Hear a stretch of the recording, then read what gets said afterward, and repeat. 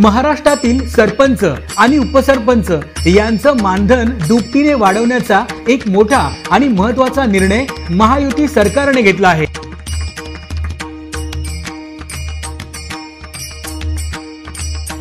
या निर्णयानुसार आता सरपंचांना ग्रामपंचायतीच्या लोकसंख्येच्या वर्गवारीनुसार 6,000 ते 10,000 रुपये तर उपसरपंचांना 2,000 ते 4,000 रुपये पर्यंतचं दरमहा मानधन मिळणार आहे। सध्या सरपंचांना 3,000 पासून ते 5,000 रुपयांपर्यंतचं मानधन मिळतं, तर उपसरपंचांना दरमहा 1,000 ते 2,000 रुपयांपर्यंतचं मानधन मिळतंय। महाराष्ट्रातील 28,813 ग्रामपंचायतींच्या सरपंच आणि उपसरपंचांना या मानधन वाढीचा मोठा लाभ मिळणार आहे।